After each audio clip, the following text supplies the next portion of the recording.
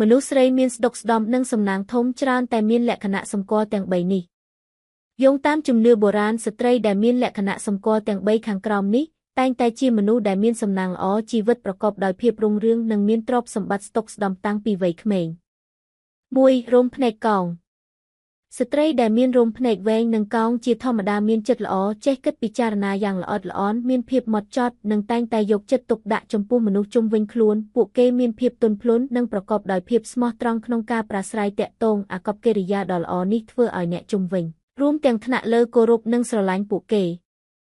ស្ត្រីប្រភេទនេះមានឱកាសច្រើនក្នុងអាជីពដោយសារអាកប្បកិរិយាល្អរបស់ពួកគេនឹងនាំមកនូវផលល្អនៅថ្ងៃអនាគតពួកគេចេះវិនិយោគចាប់យកឱកាសធ្វើអាជីវកម្មនិងអាចក្លាយជាអ្នកមានដែលធ្វើឲ្យអ្នកដទៃកោតសរសើរ 2. បូមាត់កោងស្ត្រីដែលមានបូមាត់កោងដែលជ្រុងបូមាត់លើកឡើងបន្តិចបង្កើតជាខ្សែកោងតែងមានភាពទាក់ទាញនិងសិចស៊ីពួកគេមានជំនាញក្នុងការប្រាស្រ័យទាក់ទងនិងងាយបង្កើតទំនាក់ទំនងល្អជាមួយមនុស្សជុំវិញខ្លួន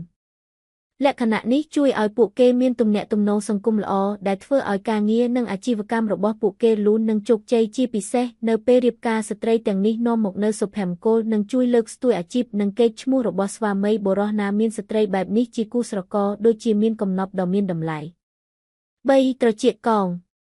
ត្រចៀកមិនត្រឹមតែជានិមិត្តរូបនៃសុខភាពនិងអាយុប៉ុណ្ណោះទេថែមទាំងបង្ហាញពីសំណាងផងដែរស្ត្រីដែលមានត្រចៀកកោងច្រើនតែជាមនុស្សនិយាយត្រង់មានទេពកោសល្យឆ្លាតវៃនិងមានចក្ខុវិស័យពួកគេចេះប្រយ័ត្នប្រយែងនិងរហ័សរហួនក្នុងការងារគុណសម្បត្តិទាំងនេះជួយឲ្យពួកគេទទួលបានជោគជ័យតាំងពីវ័យក្មេងនៅពេលរៀបការពួកគេហាក់ដូចជានាំសំណាងដល់ស្វាមីធ្វើឲ្យជីវិតគ្រួសារមានផាសុកភាពនិងសុភមង្គល